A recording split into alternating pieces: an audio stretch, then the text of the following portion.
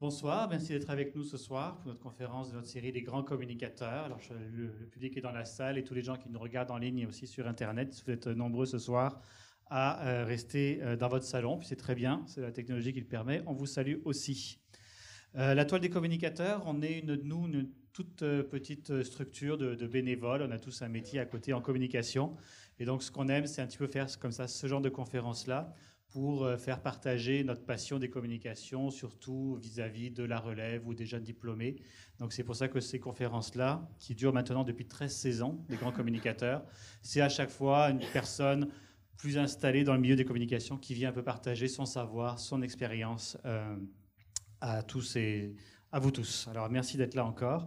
Si on est là depuis longtemps, c'est grâce à plusieurs partenaires. Il faut vraiment que je les remercie à chaque fois. Il y a bien entendu la TELUC, qui nous accueille, qui nous appuie au niveau de la logistique, son association étudiante aussi qui nous soutient. Isarta, le site de recherche d'emploi, si vous cherchez un emploi en communication, c'est vraiment le site à aller. Alors on les remercie aussi de nous appuyer pour toute la saison. Et le Canal Savoir aussi qui nous filme et qui nous diffuse nos conférences. Fait que si vous ratez la conférence, vous pourrez aussi la revoir sur les ondes du Canal Savoir. Il y a encore plusieurs conférences pour la saison qui s'en vient jusqu'à l'été. Je vais les détailler rapidement. Vous avez une petite feuille à l'entrée. Je pense que vous avez le calendrier détaillé. Je vous inviterai à vous y référer. Nous parlerons des outils pour gérer les médias sociaux. Ce sera en décembre. Oups, j'ai oublié quelqu'un. Ah, c'est pas grave. En janvier, on va parler du défi de l'information dans le monde des journalistes. Nous parlerons ensuite avec Patrick White du Huffington Post, on parlera du nouveau modèle de journalisme numérique. Nous parlerons avec Thérèse David des stratégies en relations publiques dans le domaine culturel ou événementiel. On parlera de l'astroturfing ou la fausse représentation en communication. Et nous parlerons aussi des règles de droit sur Internet. Ce sera la conférence qui clôturera la saison au fin mai ou début juin. Si vous voulez en savoir un petit peu plus sur nos conférences de la toile des communicateurs, je vous inviterai surtout à vous connecter à notre site web toile.coop. L'adresse est ici, vous y retrouverez tout le programme de la toile. Aussi, suivez-nous sur la majorité des médias sociaux, que ce soit Twitter, Facebook, LinkedIn, YouTube aussi. On a un canal YouTube maintenant avec les anciennes conférences. D'ailleurs, si vous voulez tweeter la conférence de ce soir, il y a un mot-clé pour ça. GCOM, G-C-O-M-M-S, comme grand communicateur. Donc le mot-clé GCOM pour Twitter ce soir. Donc la conférence va durer environ 45 minutes à 1 heure, c'est à peu près ça. Il y aura une période de questions à la fin que j'animerai aussi, donc je vous passerai le micro dans la salle. Les gens en ligne, vous saurez aussi envoyer vos questions à Denis qui pourra nous les relayer. Donc entrons dans le brief du sujet pour ce soir. Ce soir, nous allons parler de Jacques Bouchard. Alors c'est un petit peu émouvant pour nous parce que M. Bouchard a été de nos conférenciers des grands communicateurs lors de la première saison. On parle d'il y a 13 ans, donc il est venu présenter son livre qui était à l'époque La vie de château, la sortie de son livre. Donc malheureusement, il n'est plus là aujourd'hui ce soir, mais on a quelqu'un qui va pouvoir nous en parler, heureusement. Cette personne-là, journaliste depuis 25 ans, auteure, conférencière, donc auteure de la biographie de Jacques Bouchard, bien entendu. Elle est aussi co-auteure du livre Les médias sociaux en entreprise, qui a été publié aux éditions Infopresse. On peut la lire au Journal de Montréal sur la chronique média. On peut aussi... elle a un blog sur les tendances en matière de communication, de médias et de stratégie d'entreprise. Alors, sans plus tarder, je vous prie d'accueillir notre grande communicatrice de ce soir, Marie-Claude Ducas.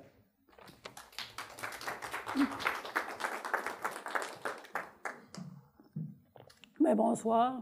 Et merci de vous être déplacés par ce froid soir de novembre pour entendre parler de notre histoire, de nos racines et aussi de notre prochain héros, un héros capable de nous porter dans le 21e siècle. Et bonsoir aussi à tous ceux qui suivent cette conférence en ligne.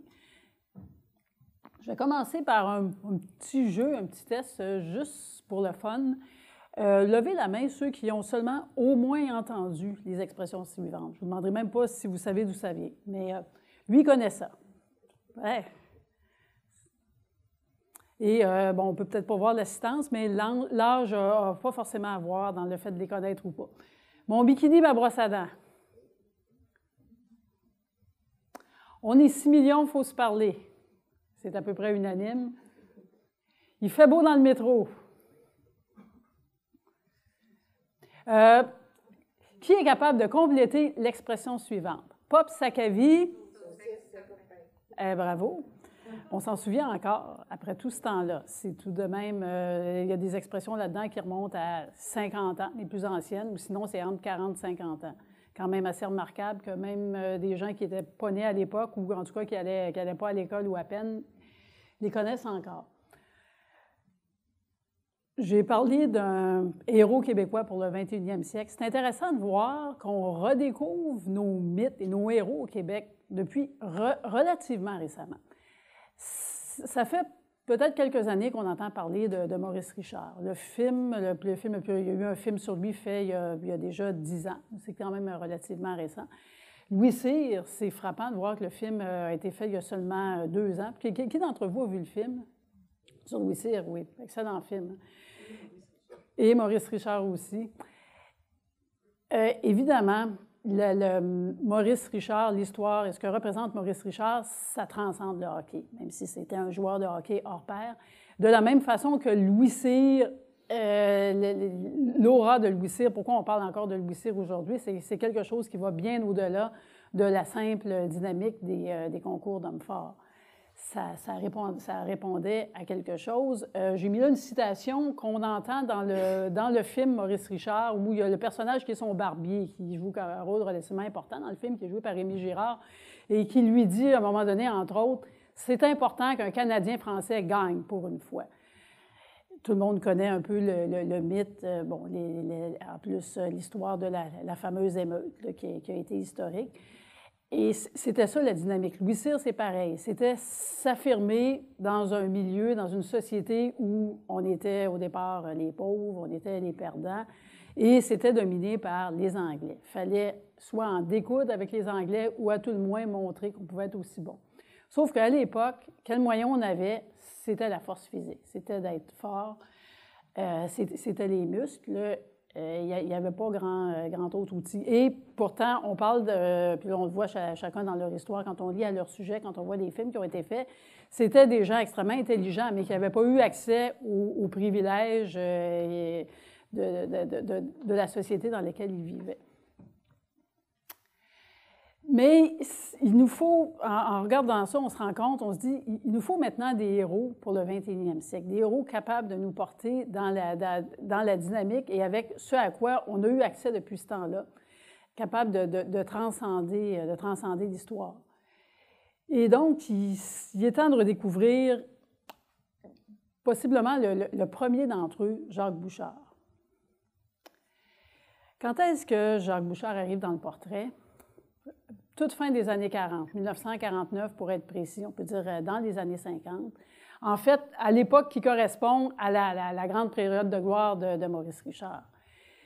J'ai mis ça en anglais parce que c'est ça. Montréal, c'était the City of Big Business. Vous avez la rue Sainte-Catherine, le Forum de Montréal avec l'allure qu'il avait à l'époque où Maurice Richard vivait ses heures de gloire.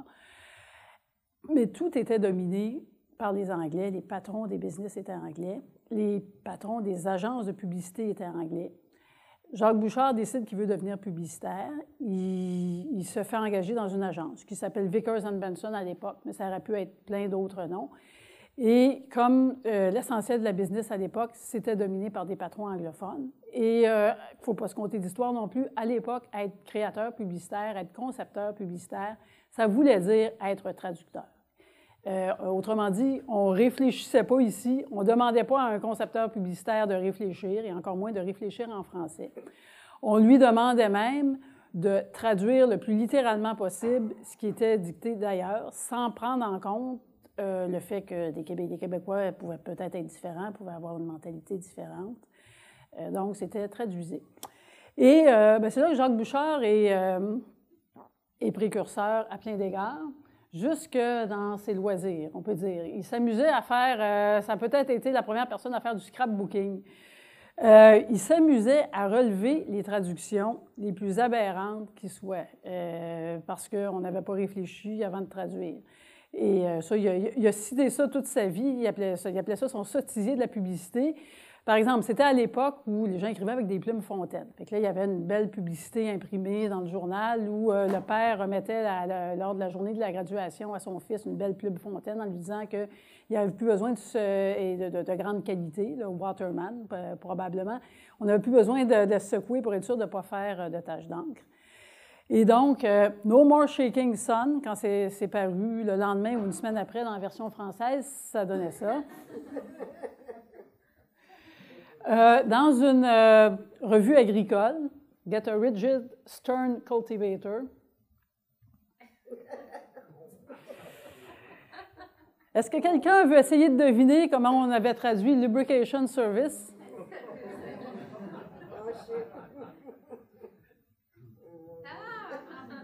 Et le dernier, essayez-vous quand même, c'était pour un médicament pour le foie, ce qu'on appelait à l'époque des sels hépatiques pour aider à digérer, la compagnie Abbase, et qu'on vous recommandait de prendre tous les matins. Abbase tous les matins. Et donc, c'était quelque chose auquel Jacques Bouchard s'opposait. Il voulait aller plus loin. Ça a même été... cette volonté-là a causé la fin du premier segment de sa carrière de publicitaire. Il s'est fait mettre à la porte de sa première agence parce que, justement, il s'était avisé d'essayer d'adapter un texte au lieu de le traduire. Un texte pour une marque de vin où il y avait un extrait de Shakespeare qui parlait des plaisirs du vin. Au lieu de le traduire, il s'est dit, bon, je ne vais pas aller essayer de traduire Shakespeare dans une pub en français, je vais prendre un poème de Baudelaire que je connais qui vante les vertus de l'ivresse. Ça n'a pas passé dans les yeux de ses patrons à Toronto. C'était pas ça qu'il devait faire. Alors, il a été invité à changer de place et à changer de carrière. Il se retrouve du côté d'un annonceur, du côté d'une entreprise. Je pense qu'il doit y avoir des gens ici qui se rappellent de Steinberg.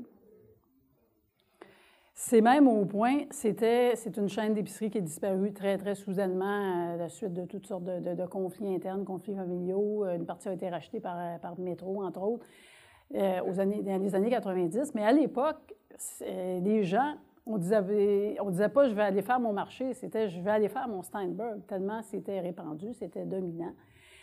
Ça a été une entreprise extrêmement innovatrice, fondée, Jacques Bouchard, quand je dis, il se retrouve au cœur de l'autre minorité québécoise. Ça avait été fondé par Ida Steinberg, des Juifs immigrants d'Europe centrale, petit magasin sur le boulevard Saint-Laurent, mais au moment où Jacques Bouchard arrive, c'est un des fils qui est là, Sam Steinberg, qui a repris la business familiale et qui lui donne une pleine expansion. Il est très innovateur, il développe les concepts de libre-service, il développe des façons de faire aux caisses, même les façons d'utiliser les chariots dans les épiceries.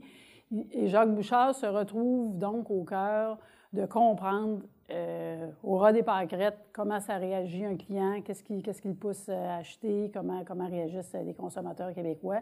Il se retrouve au cœur d'une entreprise qui est étendue maintenant à l'ensemble de la province, que ce soit au Saguenay, que ce soit à Québec, à Montréal. Et il se retrouve au cœur de l'autre minorité importante au Québec, à part les Canadiens français, comme on les appelle encore à l'époque, c'est-à-dire la communauté juive, dont les Québécois connaissaient vraiment pas grand-chose à l'époque. On pourrait peut-être même dire qu'on n'en connaît pas encore tant que ça aujourd'hui. Ça va commencer à éclairer sa vision de la société québécoise, d'être au cœur de cette haute force vive, dynamique, à être exposée à la réalité anglophone et aussi à réfléchir sur ce que c'est d'être minoritaire, se rendre compte qu'est-ce qui caractérise une communauté qui est minoritaire. Ça va lui servir plus tard dans sa réflexion sur la société québécoise. Il va identifier les 30 discordes sensibles des Québécois. Je vais en parler un petit peu plus loin, à partir de nos racines. Puis une des racines très importantes qui nous définit, c'est d'être un peuple minoritaire. Dans les 36 cordes, il trace des parallèles, justement, ça l'éclaire sur qu'est-ce qu'on a en commun, les Québécois et les Juifs. Une autre minorité avec laquelle il va être porté à tracer des parallèles aussi, qui n'est pas forcément proche de nous, mais c'est quand il regarde les Noirs américains. Il y a beaucoup de parallèles à tracer en termes de minorité. Je disais un petit peu plus tôt que les Québécois, tout ce qu'ils avaient pour s'en sortir, c'était leur force physique. On peut regarder aux États-Unis pendant très, très longtemps, la seule façon de devenir quelqu'un, si tu étais un noir, c'était de devenir champion de boxe ou de basketball. Ce qui est intéressant dans le cas de la minorité juive, c'est contrairement aux cordes sensibles des Québécois, dans la communauté juive, on privilégie l'instruction, comme on disait à l'époque, l'éducation. Et aussi, contrairement à ce qui nous caractérise encore une fois les Québécois pendant longtemps, on n'a pas peur de s'enrichir. Ça aussi, ça va inspirer Jacques Bouchard dans ses réflexions futures. Donc, il passe plusieurs années chez Steinberg. Il retourne dans une agence de publicité. Il y avait quand même des agences, oui, dominées par des anglophones, où on était quand même un peu plus intelligent dans notre compréhension du Québec. Il y a eu des agences qui ont fait des grandes campagnes au Québec. J. Walter Thompson était l'une d'entre elles, qui avait comme client la brasserie Labatt. Labatt, c'est une brasserie canadienne qui venait de s'établir au Québec vers la fin des années 50, qui était vraiment, vraiment pas dominante. À l'époque, là, c'est peut-être moins évident que les gens s'en rappellent, mais le marché de la bière était dominé par la bière d'Ao, qui a disparu soudainement à la suite de problèmes. Mais donc, il y avait essentiellement d'Ao, Molson, quand même pas mal, et Labatt n'était vraiment pas très présente. Et il y avait le mandat de dire, il faut qu'on s'impose, il faut qu'on prenne notre place, il faut qu'on prenne notre part de marché au Québec. Jacques Bouchard travaille d'abord chez J. Walter Thompson et ensuite s'en va travailler chez Labatt. Commence à mettre au point des campagnes. C'était l'époque, il y avait un personnage qui s'appelait Monsieur 50. On commanditait des activités artistiques. Donc, Labatt commence tranquillement à prendre sa place. Pendant qu'il est là, dans ses temps libres, parce qu'il trouvait toujours le moyen d'occuper ses temps libres, il crée un premier regroupement de francophones, de publicitaires francophones. Ça n'existait pas à l'époque non plus. Il y avait le Montreal Advertising Club ou toutes des associations anglophones. Il dit, on regroupe les publicitaires en français. Ça cause une petite commotion à l'époque. C'est dur à concevoir aujourd'hui à quel point ça a dérangé. C'était même au point que les gens qui travaillaient éparpillés un petit peu partout dans les agences anglophones se faisaient interdire par leur patron de joindre cette nouvelle association-là. On s'est quand même rendu compte, là, on voit Busy Week in Montreal, c'était le magazine marketing en anglais. Ils se sont mis à couvrir ce qui arrivait. Ils ont réalisé que c'était une force avec laquelle il fallait compter, mais c'était déjà révolutionnaire. Avant de fonder son agence, il avait commencé à révolutionner le milieu des affaires ici. Le contexte. Je dis The Quiet Revolution parce que c'est effectivement un journaliste anglophone à qui le premier on attribue cette expression-là, qui a regardé ce qui se passait au Québec. Il dit, il se prépare une révolution. C'est pas comme les révolutions habituelles, mais c'est quand même une révolution. C'est l'arrivée au pouvoir du gouvernement Lesage avec les libéraux de Jean Lesage, avec notamment René Lévesque qui va nationaliser l'électricité. C'est la mise en place, et c'est des révolutions à plein d'égards. Oui, sur le plan politique, sur le plan économique. Il va y avoir un essor économique parce qu'on va s'être donné des outils pour le faire. Sur le plan médiatique aussi, Radio-Canada est arrivé, la télé de Radio-Canada dans les années 50. Au tout début des années 60, c'est Télémétropole. Ça aussi, ça envoie un miroir. C'est tout un contexte. C'est un immense miroir de la société québécoise. C'est aussi une unification. Les gens d'un peu partout vont être exposés aux mêmes réalités culturelles. Il y a de nouvelles réalités culturelles auxquelles ils n'avaient pas accès auparavant. Et donc, 1963, là, Jacques Bouchard est mûr pour faire sa start-up, comme on dirait aujourd'hui. Parce que c'est vraiment ça, c'est très à la mode, et c'est vraiment au cœur. C'est un esprit, dans le fond, c'est la naissance d'un esprit qui se retrouve encore aujourd'hui, qu'on retrouve encore aujourd'hui au Québec. Ça ressemble à l'évidence aujourd'hui d'être en affaires, d'avoir ici des agences de communication qui sont établies au Québec, qui parlent aux Québécois. C'était vraiment pas l'évidence à l'époque. Ça prenait une audace incroyable. Donc, j'ai une start-up, c'est vraiment ça. C'est un vieil édifice. Les gens qui vivent à Montréal depuis assez longtemps vont peut-être s'en rappeler. Il y avait un édifice qui enjambait le boulevard de Maisonneuve, à la hauteur de la rue Stanley. Donc, c'était là-dedans. C'était dans un petit cocon, évidemment, là, les petits bureaux. Tout le monde tassé, quelques clients. On espère gagner des gros clients, mais c'est vraiment pas gagné d'avance. Même Labatt, c'est pas dans pas longtemps, le Labatt va être un de leurs clients, mais pour l'instant, c'est pas évident du tout. Jacques Bouchard, qui est publicitaire, qui a le sens de la formule, qui est un éternel optimiste. D'ailleurs, trouve le moyen dans un magazine canadien-anglais de se vanter du fait d'avoir le plus de facturation au pied carré au Canada. Bien évidemment, c'est peut-être pas qu'il y avait tant de facturation que ça, mais il n'y avait pas beaucoup de pieds carrés. Mais on n'est pas obligé de dire toute l'histoire, comme on dit. En plus, non seulement tu lances une entreprise francophone, dans un milieu où c'est vraiment pas évident, où pas grand monde fait de la business encore, mais en plus de ça, qu'est-ce que tu prends comme emblème? La cloche des Patriotes. La cloche qui a sonné le rappel des Patriotes de 1837. Il faut quand même le faire dans le contexte de l'époque. Mais ça serait gênant si tu pars une entreprise de communication que tu n'aies pas le don de faire parler de toi. C'est évidemment ce qui arrive. Il fait les manchettes d'un océan à l'autre. Autant les journaux grand public que les journaux plus spécialisés, les journaux économiques, que les magazines et les journaux au Canada anglais font état de la fondation de BCP, répercutent ça, et signalent même il y a quelque chose il y a un changement important, il y a un changement fondamental. Les journalistes anglophones les plus clairvoyants le soulignent. Et à peu près, un peu plus qu'un an, 2 ans après la fondation de BCP, Labatt arrive. Labatt lui confie son mandat publicitaire et ça donne cette campagne. J'ai commencé à l'école des arts métiers pour en venir après à l'électricité. C'est un très, très beau métier. L'électricien pousse de son doigt le côté de la pince. Puis on coupe, ensuite on ouvre la pince avec les doigts. C'est typique du métier, ça. C'est une manière de travailler, une manière de prendre l'outil. Ce qui arrive là où ça vient dangereux, c'est quand vous travaillez sur des appareils sous tension. Notre électricien, on prend des expériences des fois, puis c'est réellement piquant. Lui, il connaît ça. La 50, il n'y a rien qui la batte. Brassé au Québec par la brasserie de Labatt Limitée.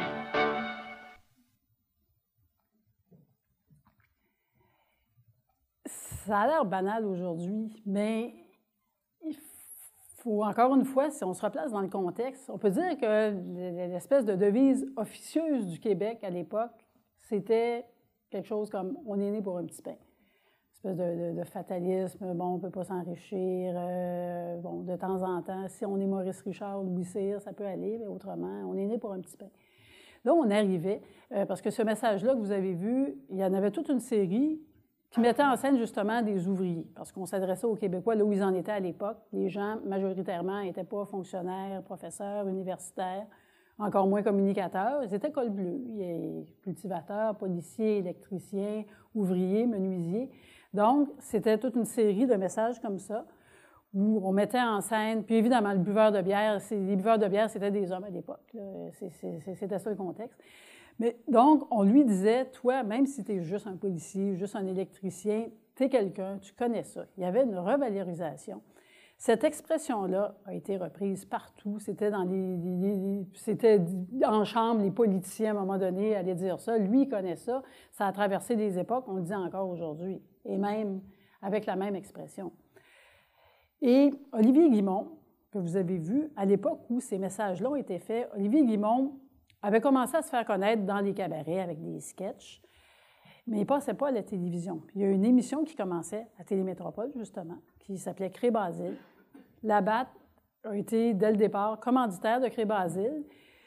Les messages, comme celui qu'on a vu, passaient pendant Cré-Basile. Aujourd'hui, de quoi on se rappelle? Il y avait une réplique très fameuse d'Olivier Guimond dans son personnage qui jouait dans Cré-Basile. C'était « Qu'est café là ». Les gens ne s'en rappellent plus, les gens se rappellent de lui, il connaît ça. Et donc, déjà, je vais y revenir, non, j'anticipe trop. Déjà, on commence à mettre en place une formule qui dure encore aujourd'hui, c'est-à-dire, qui distingue le Québec. Je vais y revenir un petit peu plus en détail tout à l'heure, mais c'est-à-dire qu'on prend un artiste, mais ce n'est pas un porte-parole qu'on accole à une marque, comme ça se fait à bien des endroits dans le monde. C'est quelqu'un qui colle au message qu'on veut transmettre, à la sorte de valeur qu'on veut transmettre. Et si c'est bien fait, quand c'est bien fait, et ça l'est souvent, ça l'a souvent été au Québec depuis, ça propulse, ça fait un malheur pour la marque. Il faut la BAT, les parts de marché ont grimpé. La BAT s'est retrouvée en tête des parts de marché. Il faut dire que le malheur de l'un a fait le bonheur de l'autre, c'est-à-dire que la brasserie d'or a eu des problèmes, puis la BAT s'est engouffrée dans la place que ça laissait. Mais donc, oui, c'est bénéfique pour l'annonceur. Mais en plus, ça propulse, ça aide à propulser la vedette, ça la porte. Puis avec l'immense pouvoir de diffusion qu'a une publicité, qu'on voit plein de fois, à laquelle tout le monde est exposé, ça aide l'artiste aussi. C'est tout ça dans une époque où s'amorce une période, où se poursuit une période de grands changements, amorcée avec la Révolution tranquille. On peut dire que la venue d'Expo 67, c'est l'autre impulsion de cette ère d'immenses changements. Puis, avec une notion d'ouverture sur le monde qui est très, très, très importante, qui est cruciale. Puis on parle encore aujourd'hui, on se questionne sur notre ouverture sur le monde, qu'est-ce qui nous distingue, qu'est-ce qu'on a apporté aux autres, comment on est en connexion avec le reste de la planète. C'est à cette ère-là que ça commence, que ça s'ouvre. C'est à cette ère-là que beaucoup de gens, beaucoup de Québécois, en particulier des Montréalais peut-être, mais pas uniquement, sont pour la première fois exposés à d'autres cultures, d'autres saveurs. Plein d'immigrants arrivent ici, plein de gens vont venir au Québec à cause d'Expo 67 et vont demeurer, vont s'implanter ici. J'ai écrit à condition d'être prêt, parce que oui, il fallait être prêt. C'est pas tout le monde qui était prêt pour prendre cette vague-là. Jacques Bouchard l'était, parce qu'il avait été exposé à d'autres cultures. Il avait fréquenté, comme je l'ai dit, la communauté juive, une autre mentalité, des gens qui étaient venus d'Europe.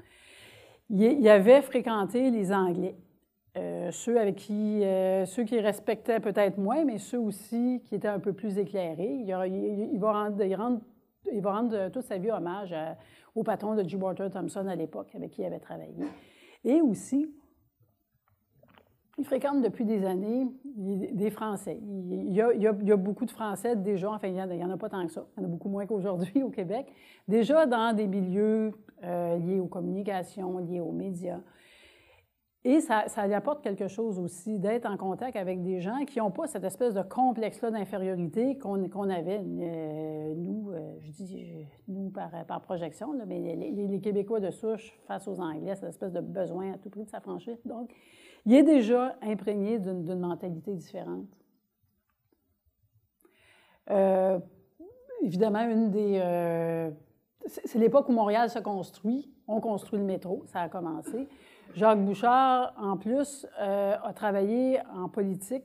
Il fait les campagnes, il travaille aux communications des campagnes électorales de Jean Drapeau. Il a contribué à faire réélire Jean Drapeau à l'élection de 1966. C'est l'époque, c'est encore... Montréal était un immense chantier, mais on bâtissait des choses qui n'existaient pas auparavant. On a fait ça on n'imagine pas la somme de travail et de progrès qui s'est fait en peu de temps.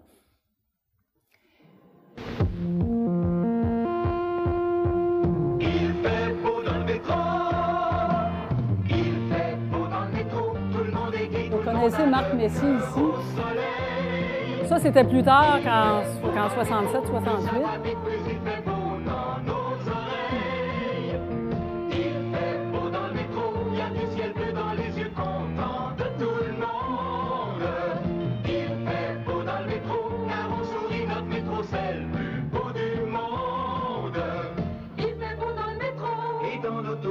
C'est son petit frère.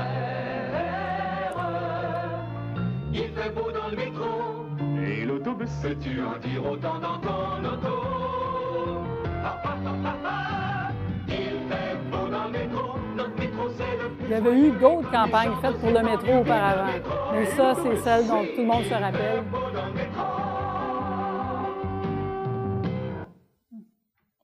Et c'était des danseurs... des grands ballets canadiens qu'on voyait virevolter sur les quais. Cette campagne-là date de 1975. Il y en a eu auparavant, mais c'est ce qui a marqué. Puis à l'époque, c'est la construction du métro qui marque. Le Québec, et sur la lancée de ça, est aussi dans une sorte d'effervescence culturelle très spéciale. En voyant les protagonistes à gauche, qui peut m'identifier l'événement? L'Hostie Show, avec Robert Charlebois, Louise Forestier, Yvon Deschamps, qui s'en va faire un monologue. Yvon Deschamps qui fait ses débuts comme humoriste dans le personnage, justement, du bon Québécois, un bon gars, mais pas trop intelligent, un peu bonne patte, qui comprend pas trop, qui se fait avoir par son boss, mais auquel les Québécois s'identifient. En plus, c'est quand même le gars en qui on va avoir confiance, le petit gars de Saint-Henri. Et là aussi, Jacques Bouchard le recrute. Ben oui, j'ai ma carte. C'est vrai, on l'a, l'assurance maladie. Même les enfants vont l'avoir, leur petite carte.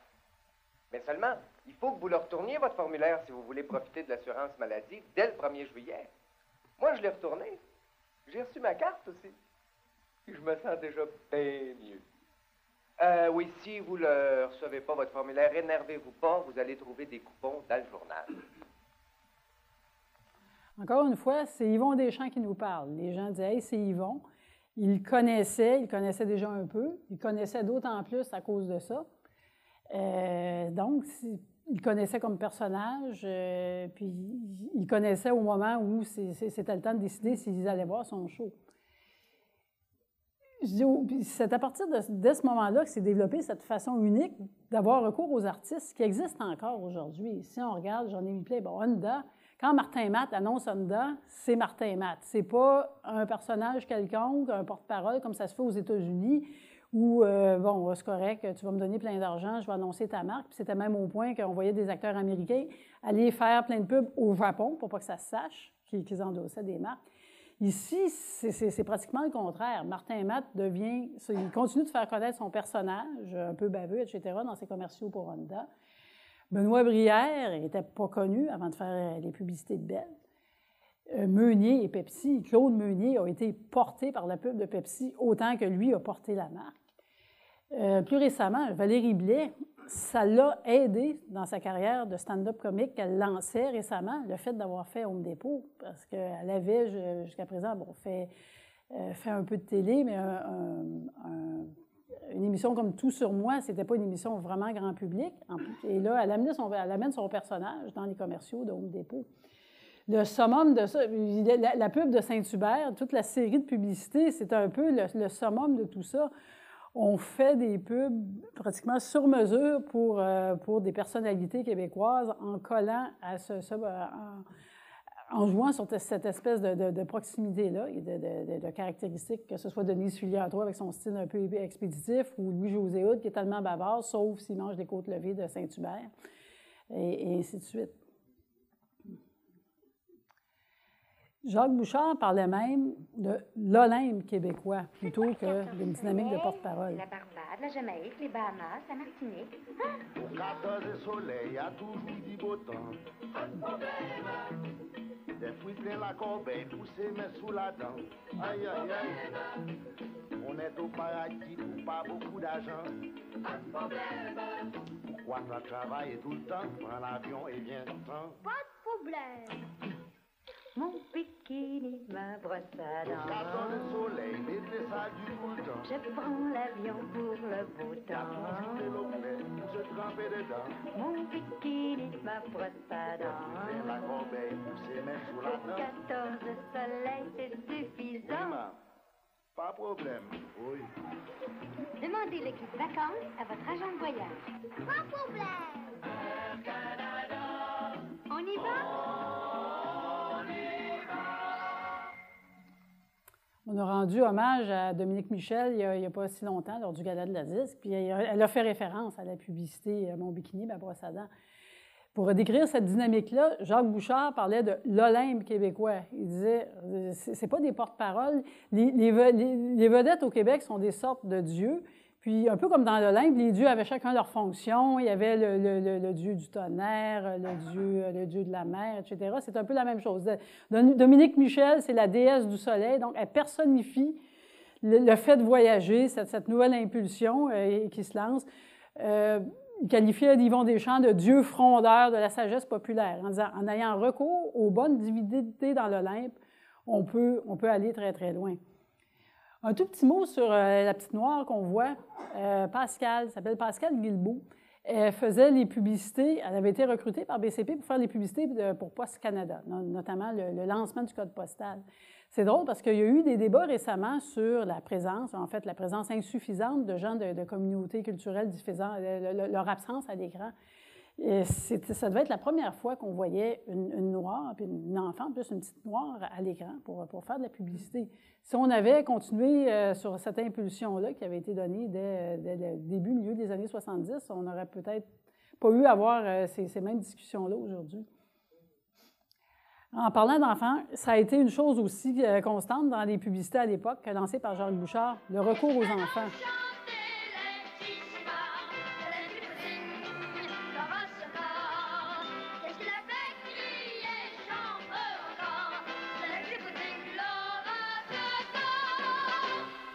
Les petits puddings Nora Secor sont vendus en 4 saveurs chez votre épicier. Le petit clin d'œil à la fin.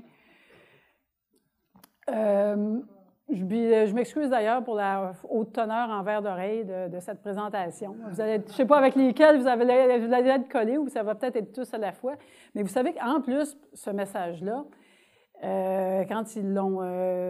premièrement, les enfants chantaient ça dans les cours d'école avant même que la publicité commence à être diffusée à la télé ou sur les stations de radio. Pourquoi? Parce que, vers la même époque, il s'était fait un film sur la vie de René Simard, qui s'appelait « Un enfant comme les autres », et on s'était arrangé à l'agence pour qu'une séquence de l'enregistrement de la pub soit dans le film. Donc, ça commençait déjà à se répandre.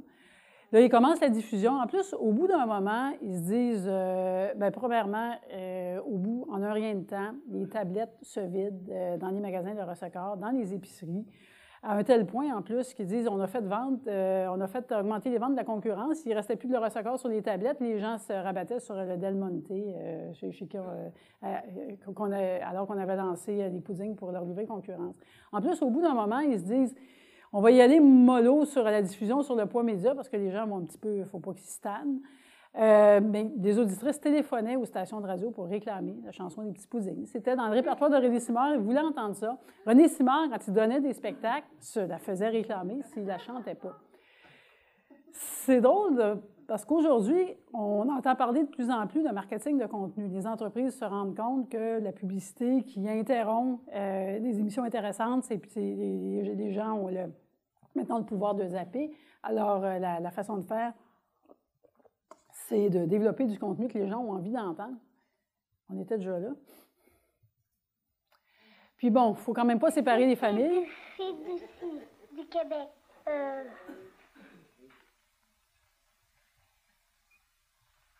L'Association coopérative Desjardins. L'Institut coopératif Desjardins. Si vous voulez vous souvenir des noms, je vais vous donner mon secret. Dites le mot « Poc sacavis sauce », c'est copain. « Poc sacavis sauce », c'est copain. Il y a 8 institutions dans le mouvement coopératif Desjardins. Pop Sakavi. Sauce, c'est copain. Vous connaissez les noms par cœur?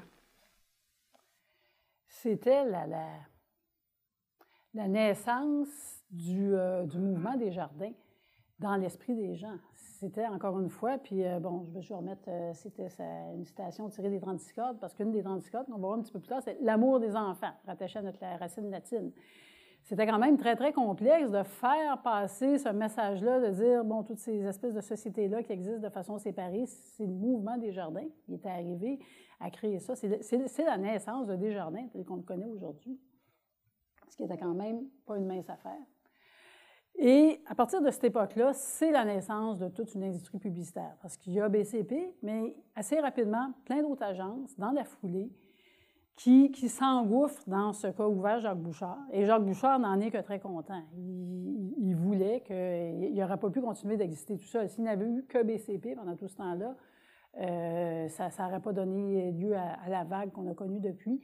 Plein d'autres agences, une fois que l'argument est développé et que ça marche, on dit, si vous donnez la peine de comprendre les Québécois, de comprendre ce qu'ils sont, de concevoir des pubs qui résonnent chez eux, vous allez faire de l'argent. Les annonceurs s'en aperçoivent. Et donc, tout le monde embarque. Il y a en bas Tex Lecor qui vantait la Molson, tout comme Olivier Guimond avait vanté la Batte. On crée même des marques comme Laurentide qui s'adressent davantage aux Québécois. Le lait franchement meilleur avec un très jeune Normand Brathwaite.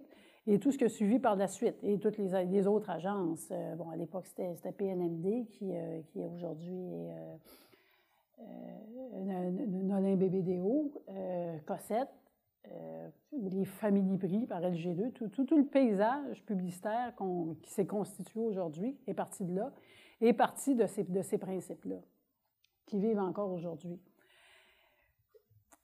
Je disais la constitution de toute une industrie publicitaire et aussi d'une industrie culturelle. Moi, j'ai aucun problème à dire qu'on doit en grande partie à Jacques Bouchard le paysage culturel qu'on a aujourd'hui. Pourquoi? Parce que non seulement les vedettes, vous en avez vu quelques-unes à l'écran, ont pu prospérer, ont pu se faire connaître, mais tout ce qu'il y a en arrière aussi s'est développé. Réalisateurs, maisons de production, studios d'enregistrement, compositeurs. Il y a la photo de Gilles Carle ici. Gilles Carle est possiblement à ce jour encore le cinéaste qui a tourné le plus de commerciaux au Québec. Jacques Bouchard a travaillé avec Gilles Carle avant même de fonder BCP à la brasserie Labatt. Il s'était dit, ce gars-là, c'est un génie. Moi, je vais lui donner le plus de pub possible pour qu'il puisse se financer, faire ses films. Il y a François Cousineau, compositeur, qui a composé énormément de publicités. Jean-Claude Lauzon, ça c'est plus tard. Jean-Claude Lauzon a débuté comme directeur artistique, avant d'être réalisateur, directeur artistique chez BCP. Il y a Denis Héroux en bas. Là, j'aurais pu choisir plein d'autres films qu'il a soit réalisés, soit produits, soit les deux à l'époque. Entre autres, il y a un film, une comédie qui s'appelait « J'ai mon voyage », où justement, il y avait et Dominique Michel et René Simard. Valérie, évidemment, qui a fait époque au Québec. Bon, c'est tout le contexte de l'effervescence culturelle. J'ai mis la Saint-Jean sur le Mont-Royal avec les 5 artistes qui faisaient 1x5. Mais donc, c'est parce qu'il y a eu des Denis Héroux, c'est parce qu'il y a eu des Valérie, des Eugé Mon Voyage, il y a toujours Moyenne Moyenné, etc., qu'aujourd'hui, il y a des Jean-Marc Vallée, des Denis Villeneuve qui gagnent leur vie aussi, beaucoup en faisant de la pub, qui peuvent se permettre d'expérimenter et qui maintenant exportent leur talent à l'échelle de la planète. C'est en même temps l'ère de la Trudeau-manie. Jacques Bouchard est la première Trudeau-manie. On verra si on en a une en deuxième qui dure encore longtemps. Jacques Bouchard est l'homme de communication derrière Pierre-Éliott Trudeau dès le début. Il travaille à ses campagnes. Il se montrait assez modeste avec ça. Il disait que c'est un politicien tellement génial, il fallait lui donner la bonne tribune, la bonne plateforme, puis pas trop lui nuire. Mais il reste qu'il est associé à toute sa terre, la Trudeau-manie, en particulier en ce qui concerne le Québec, encore une fois, pour trouver la bonne mentalité. Puis c'était, qu'on ait été d'accord ou pas avec le personnage par la suite, c'était un changement d'époque, c'était un changement de ton, c'était un politicien qui ne ressemblait pas à ceux qui lui avaient juste précédé. On voit en bas en compagnie de John Lennon et Yoko Ono. Le même homme qui travaille sur la Trudeau-manie est le patron de l'agence qui donne cette campagne-là quelques années plus tard. Oui, j'ai remarqué ça. Le monde, quand tu connais, c'est toujours du bon monde. Ça prouve qu'il faut se parler. On est 6 millions, faut se parler. Gabriel Lachance, Rougemont et c'est Madeleine. Dis-moi comment tu t'appelles. Chez Jacques Cloutier, Saint-Jean-Port-Relais. On est 6 millions de presque parents. Pierre Thibault, Mator. J'en ai pris un de 15 livres. Faut se parler. Capitaine Alain Renault, Davy, embarquez-vous. On est 6 millions, faut se parler. François Tremblay, allemand. J'ai marié une Tremblay. Du travail de nos mains, de ce qu'on fera demain. On est 6 millions, c'est du monde à connaître.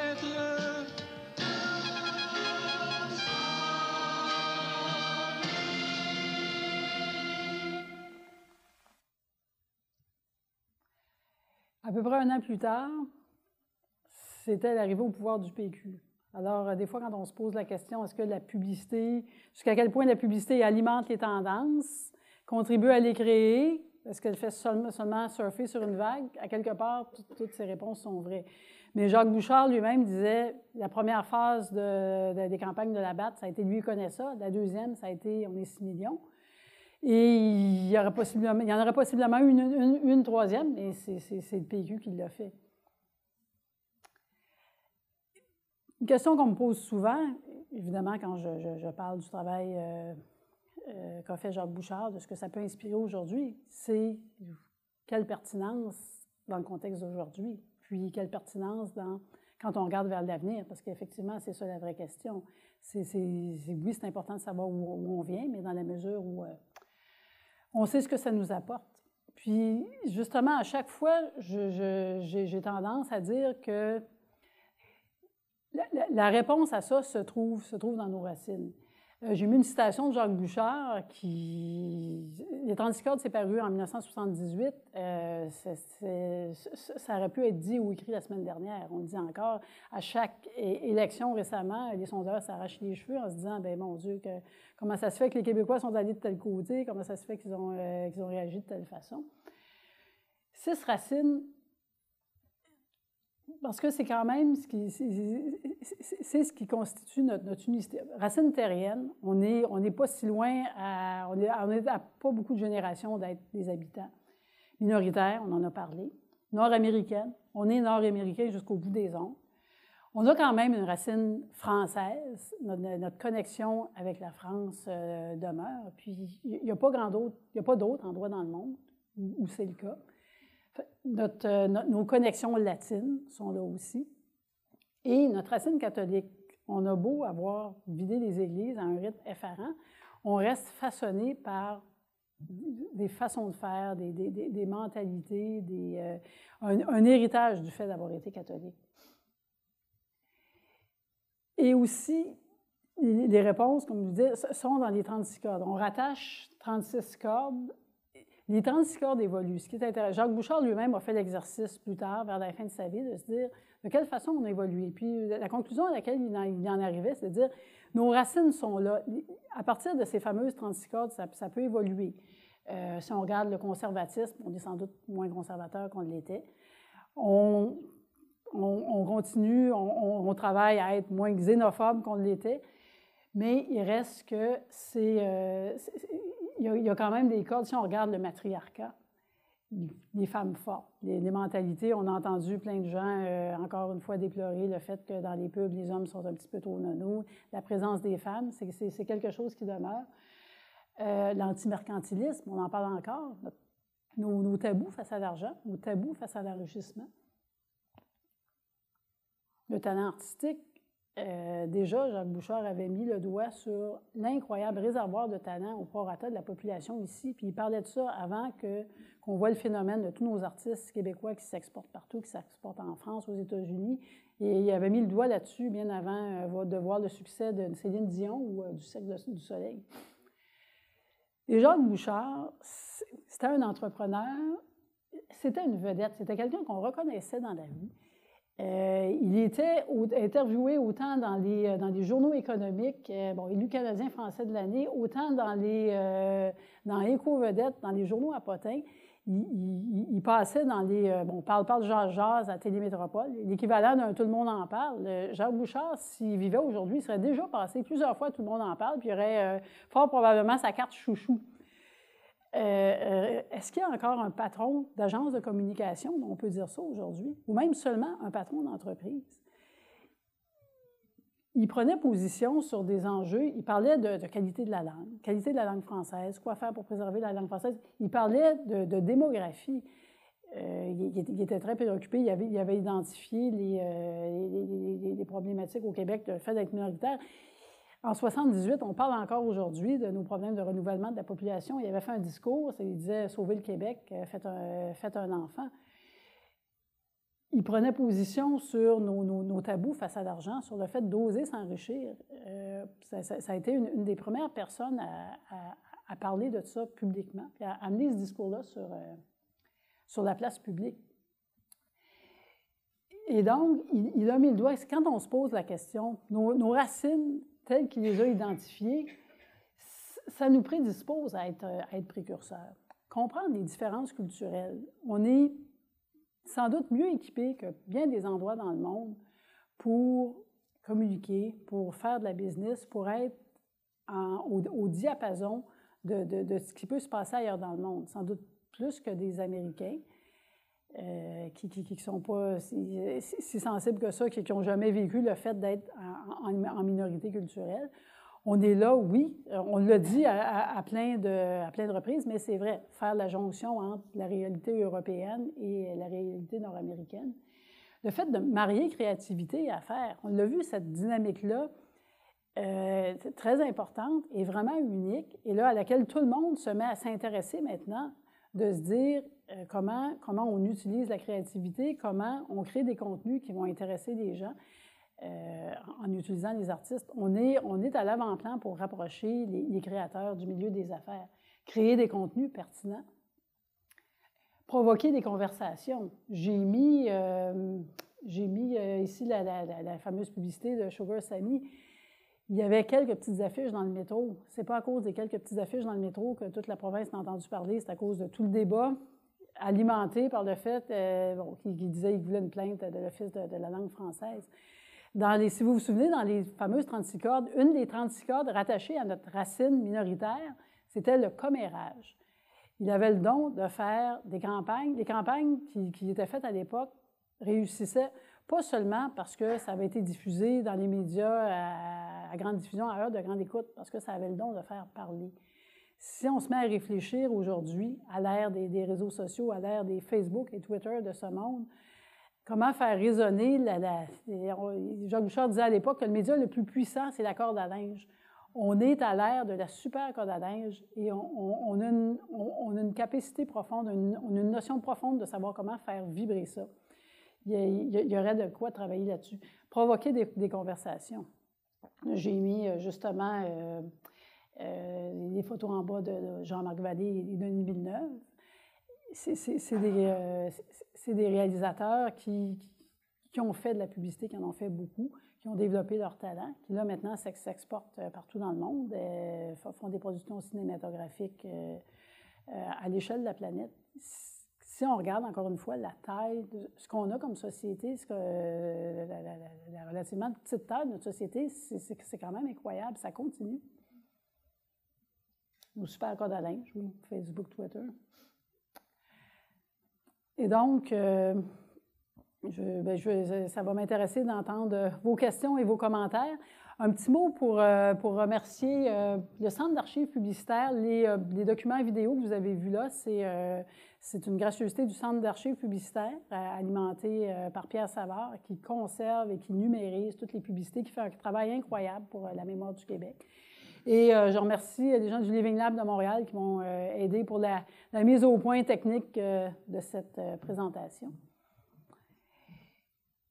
Et beaucoup plus de détails sur le contexte, sur l'histoire de la publicité et comment ça se passait dans une agence dans les années 70. Si certains d'entre vous ont vu la série Mad Men et se posaient la question, oui, il y avait des choses vraiment comme dans Mad Men, dans les façons dont ça se passait aussi. Alors, le livre est paru chez Québec Amérique. Et maintenant, si vous avez des questions, des commentaires, ça me fait plaisir d'y répondre. Merci beaucoup. Alors oui, pour les questions, faites-moi signe, puis je vous donnerai le micro. C'est bien important d'avoir le micro pour pouvoir parler. Merci. Bonjour, je suis Louise Gay du Living Lab de Montréal.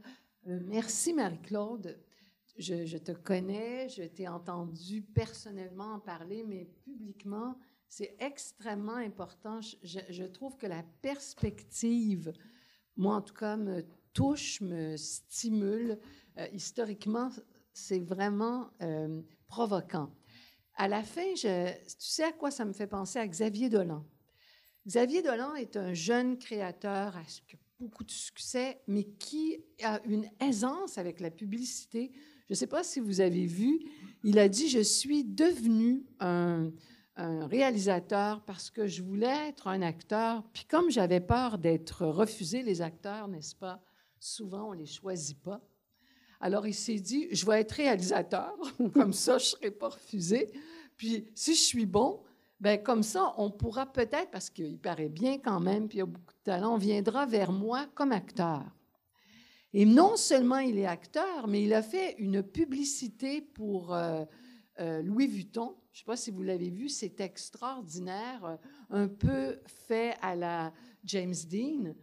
Et alors, on se dit, ce que je trouve merveilleux dans ça, c'est que la création, l'esprit créateur, on le voit, ça traverse de façon intersectorielle tous les domaines. Et c'est un petit peu ça que je sentais. Je pense à C2 Montréal, par exemple, où de plus en plus, c'est pas juste de la publicité, tu sais, que l'on met, qui est séparée de la création. Par contre, de façon paradoxale, et ce sera mon dernier commentaire, aujourd'hui, je me disais, mais c'est quoi les publicités québécoises comme telles? Tu sais, tu nous as montré beaucoup d'exemples, mais actuellement, on voit plein de publicités de voitures, de trucs, mais tu sais, des publicités qui nous représentent, qui sont des manifestations de qui nous sommes, comme les exemples que tu as donnés. C'est peut-être moi qui ne regarde pas assez les médias, mais est-ce que vous en connaissez? Oui. On dirait qu'il y a comme un... Qu'est-ce que tu en penses? On est, puis c'est drôle, juste pour revenir sur ce que tu disais à propos de Xavier Dolan, puis l'ère d'événements comme C2 Montréal, effectivement, là, on se réveille, on dit on veut rapprocher créativité et affaires.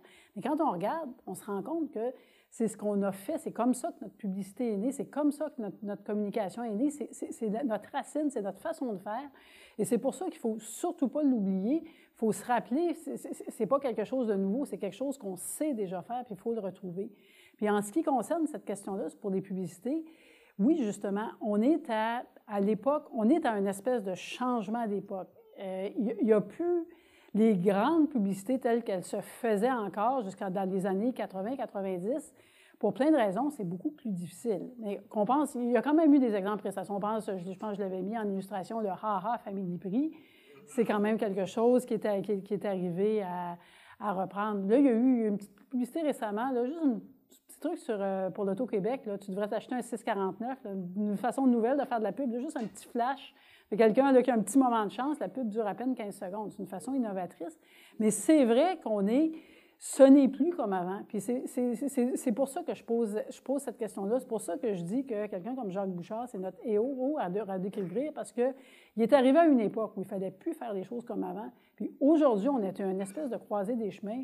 Puis justement, il ne faut surtout pas se dire qu'est-ce qu'on ferait à essayer de refaire encore les choses comme lui les faisait. La question, c'est plus comment on réinvente quelque chose comme lui a su le faire. Qu'est-ce qu'on peut réinventer? Puis, justement, ce qu'on pose, c'est qu'il y a moyen, il y a des choses qu'on est mieux équipé de faire pour les faire différemment, pour les faire en tirant parti des réseaux sociaux, par exemple. Ça n'a pas encore été fait.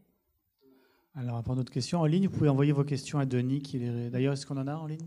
Oui, il y en a une première ici. Qu'est-ce qui explique la popularité de Jacques Bouchard? Son savoir-vivre ou son savoir-faire? Je pense que, excellente question. Je pense que c'est justement les deux. Parce que, oui, il y avait un savoir-faire, c'était évident. Il suffisait de regarder le travail qu'il produisait.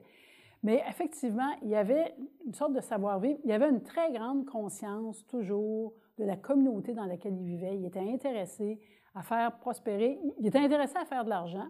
Il savait comment faire de l'argent. Et en plus, il savait faire monter...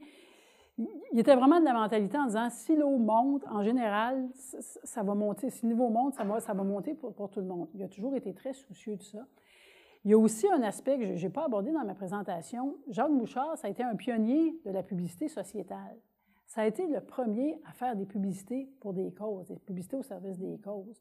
Yvon Deschamps, qu'on a vu dans les messages pour l'assurance maladie, il a fait plus tard des messages pour mettre en garde contre les pièges de la surconsommation.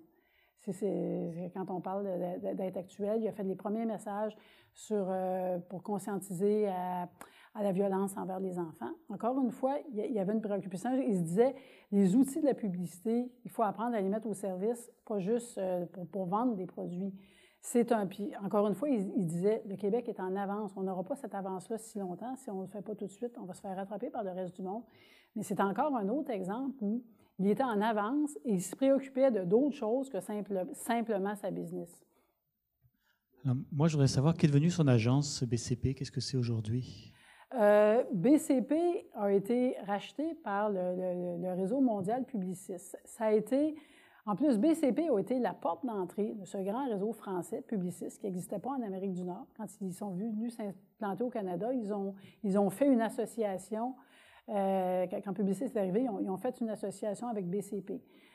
Pendant un certain moment, Publicis et BCP ont coexisté. Là, maintenant, BCP a été complètement absorbé par Publicis. Denis, est-ce qu'il y a d'autres questions en ligne? Oui, vous avez parlé des racines surtout terriennes et minoritaires de Jacques Bouchard. Quelle était sa vision sur ces deux racines? La racine minoritaire, on en a parlé. C'est probablement une des racines qui nous influence encore beaucoup. Puis peut-être que c'est une des racines qui est encore très porteuse parce que le monde est plein de minorités. On a appris à se vivre, à se découvrir et à se définir comme minorité, à interagir avec les autres, peut-être d'une façon dont plein d'autres peuples peuvent apprendre. L'autre, la racine terrienne, c'est, encore une fois, il faisait beaucoup il soulevait beaucoup le potentiel de cette racine-là pour nous faire réfléchir à l'importance de l'écologie. Encore une fois, dans les années 70, il soulevait la question des problèmes entraînés par la surconsommation.